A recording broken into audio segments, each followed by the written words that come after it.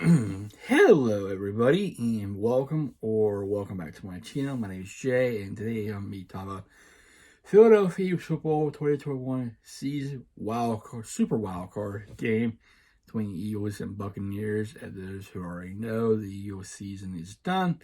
They didn't get it done. They lose to Tampa Bay 31-15. This team, my expectations were not high for this team. I expected them to make the playoffs. I expected maybe be a 500 since it's basically a rebuild. It's still kind of like a rebuild type with this young squad, but they need some more pieces to compete in this competitive NFC. And they finished second in the division, finished 9th, made the playoffs, faced the defense against the defending Super Bowl champions, and lost. But I had to say this, though, they did have I didn't see the start I caught it late, was pretty much Ryan's in the wall, but they did basically get 2 touchdowns. I went back and watched the highlights.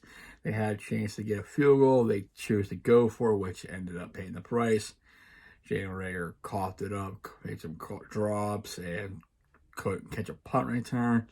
I expect he might be done. I think J.J. Whiteside should be done as well. I mean, there's a lot of things to go for. They do have 3 first-round picks, but there's a possibility it might be guaranteed to get a veteran quarterback.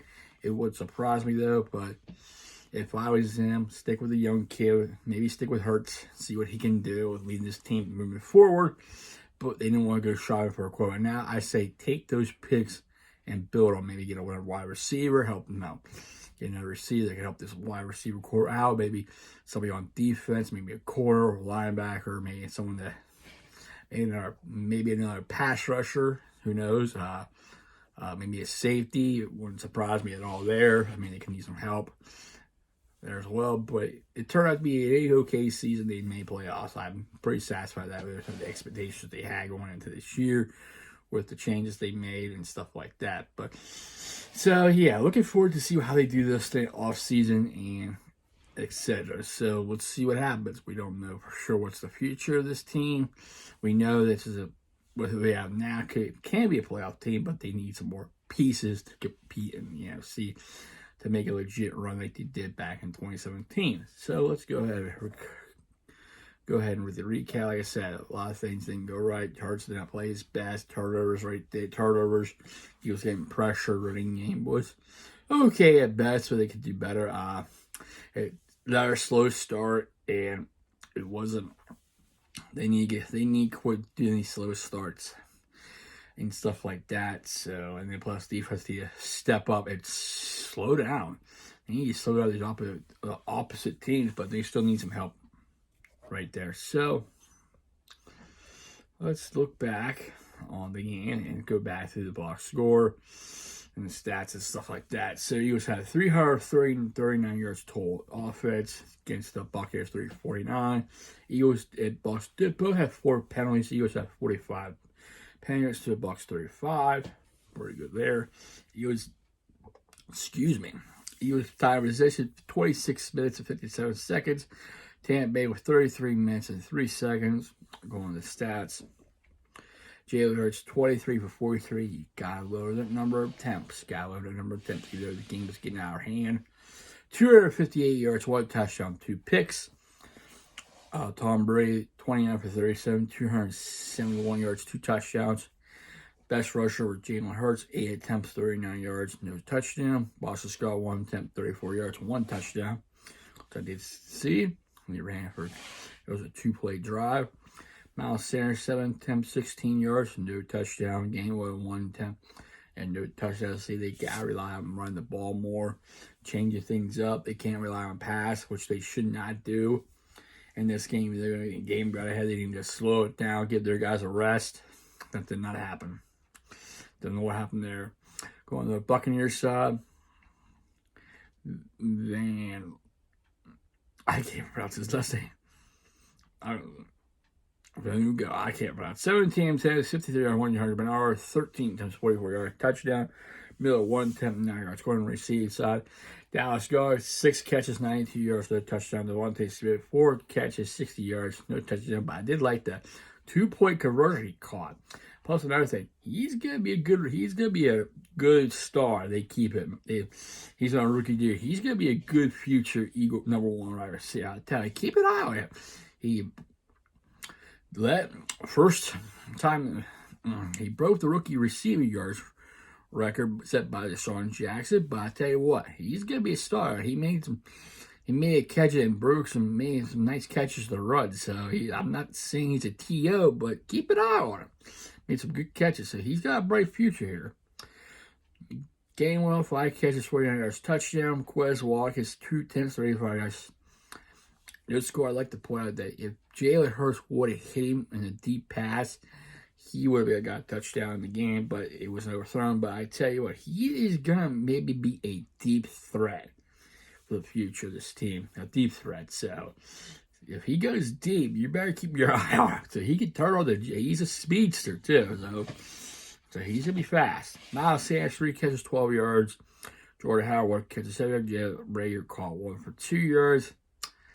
I hate this. I think he's going to go. He's been a bust since they drafted him. So it's not surprising. He hasn't shown me anything. The only thing he showed me is in Madden that he is a legit #3 receiver. I mean, but I played in Madden 21 and he can fly, but not in real life though. Ugh, just disappointment. Going to the Buccaneers side, Mike Evans, 9 catches, 17 yards, 1 touchdown. Bernard, 5 catches, 39 yards, no touchdown. Ron Gronkowski, 5 catches, 31 yards, 1 touchdown. Johnson, 2 catches, 30 yards. Bratt, 3 catches, 29 yards. But that's right back. 2 catches, 9 yards. Miller, 1 catch, 8 yards. Perman, 1 catch, 5 yards. Howard, 1 catch, 3 yards. Okay, going to the scoring summary of this game. It was all Bucs till the 4th quarter. Bernard, 2-yard carry for a touchdown, made 7-0. 1-yard run made 14-0, and Scoopa made a 34-yard field goal. The second quarter made 17-0 going into half, which is, well, you're thinking, okay, they might have a chance they're going to come back maybe. Then pretty much the other third quarter, it was pretty much outreach. Ron Gronkowski caught a 2-yard pass from Murray, made 24 zip, and a 6-yard pass to Mike Evans, made 31 zip from Brady. He had total 2 touchdowns. And Boston Scott ran for a 34-yard play, made 31-7, which ended the shutout, which was only a 2-play drive. Then Gainwell caught a 16-yard pass from J. Hurts, 5-4 touchdown, and with a 2-point good, made 31-15, which concludes the game. So a lot of things need to be addressed. I mean, they want to get back healthy. And what would they do in draft? Did they keep everybody? Well, I think they should go look at linebacker, add another linebacker piece, maybe someone they can go and get, someone that could help them out in that department, maybe a quarter, maybe a safety. It would hurt to draft another wide receiver, another one pick, add another piece to that team, add another weapon, give someone for Hurts to work with. You have 3 picks. You got to hit all 3. You have to hit all 3. So maybe a wide receiver, like I said, maybe a linebacker, corner, safety, maybe a pass rusher, maybe a defensive tackle. Who knows? Because they might get an offensive line, add some more depth to the offensive line just in case they get hurt more. But plus, there's a possibility of getting a veteran quarterback. It will not surprise me at all. But we'll have to wait and see. But I think they could just need a couple more pieces to the team. And they should maybe make a run at the end of the season. Who knows? But they need to hit all 3 of their draft picks. They got 3 picks. The first round, you need to hit them all or maybe trade up to get the player that you need.